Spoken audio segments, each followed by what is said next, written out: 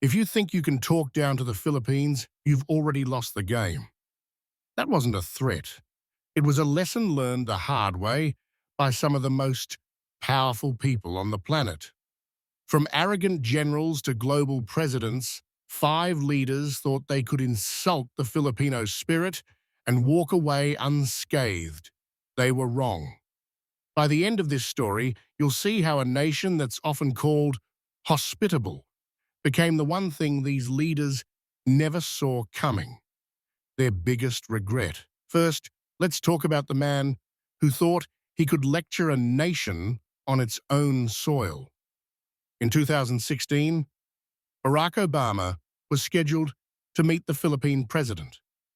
Before the meeting even started, there was talk of questioning Philippine domestic policies.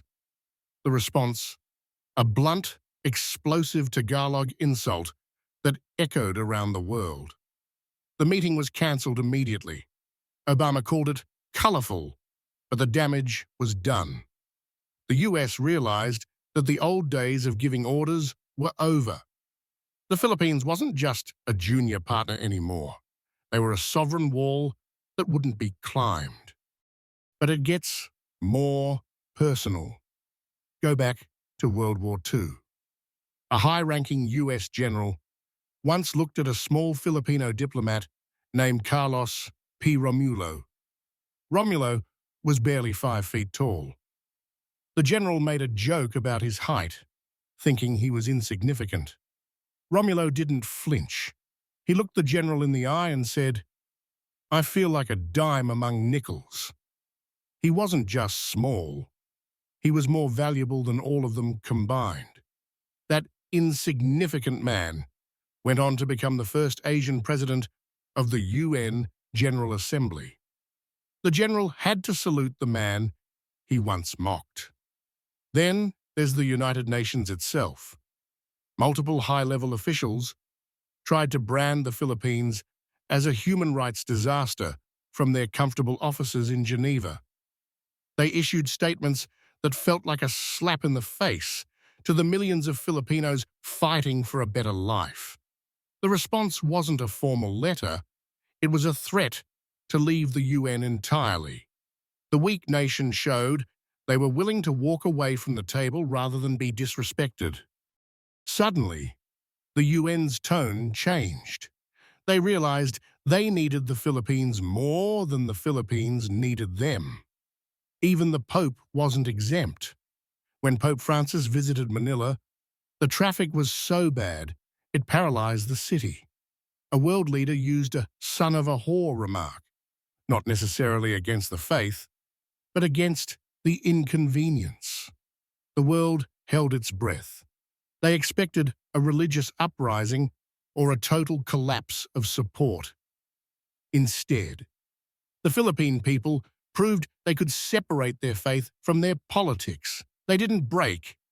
They stayed united, proving that external opinions, even from the highest spiritual authority, couldn't dictate their internal fire. Finally, look at China. For years, Chinese officials treated the West Philippine Sea like their private swimming pool, dismissing Filipino claims as baseless. They underestimated the ghost ship and the small teams of Marines we talked about earlier. But the insult backfired. The Philippines took China to the Permanent Court of Arbitration and won. A small nation legally humiliated a superpower on the global stage. The payoff is simple. These leaders saw a country they thought they could patronize. They saw a people they thought were too polite to push back. But they forgot that the most dangerous person in the room is the one who has nothing to prove and everything to protect. Every insult only made the Philippines tighter. Every lecture only made them more independent. In the end, these five leaders didn't just pay a political price. They lost the most valuable thing in diplomacy: respect. If you think those political battles were intense, you have to see the time a single Filipino diplomat single-handedly out-argued the Soviet Union during the Cold War. The dime among nickels.